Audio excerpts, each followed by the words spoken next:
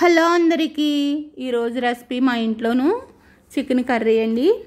Chicken first clean చేసుకున్న తర్వాత పొయ్యి మీద పెట్టుకుని దగ్గరికి నీళ్ళు ఆవిరయ్యేదాకా ఉడికించుకున్న తర్వాత పక్కకి తీసుకుని అందులో ఆయిల్ పోసుకుని బండిలో ఆయిల్ వీట్ అయిన తర్వాత ఉల్లిపాయ ముక్కలు పచ్చిమిరపకాయ ముక్కలు వేసుకుని బ్రౌన్ కలర్ వచ్చే వరకు ఫ్రై చేసుకోవాలి.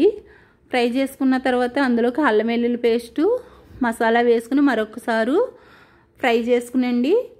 అందులో ఉప్పు కారం పసుపు వేసుకుని మరొకసారి ఫ్రై చేసుకున్న తర్వాత ఫస్ట్ వేపించుకున్న చికెను అందులో వేసుకుని మరొకసారి 5 నిమిషాలు ఫ్రై చేసుకున్న తర్వాత అందులోకి కొద్దిగా వాటర్ పోసుకుని 10 నుంచి 20 నిమిషాలు ఈ చికెన్ని ఉడకనివ్వాలండి. ఉడకనిచ్చిన చికెన్లో కొత్తిమీర కరివేపాకు వేసుకుని ఫ్రై దగ్గరికి కలుపుకుని ఇది నా స్టైల్లో చికెన్ అండి. ఎలా ఉంటుందో ఒకసారి ట్రై చేసి చూడండి. నా వీడియో నచ్చినట్టయితే లైక్ చేయండి, షేర్ చేయండి, కమెంట్ చేయండి, సబ్స్క్రైబ్ చేసుకోండి ఫ్రెండ్స్. మీ ఫ్రెండ్స్ అండ్ ఫ్యామిలీ మెంబర్కి షేర్ చేయండి.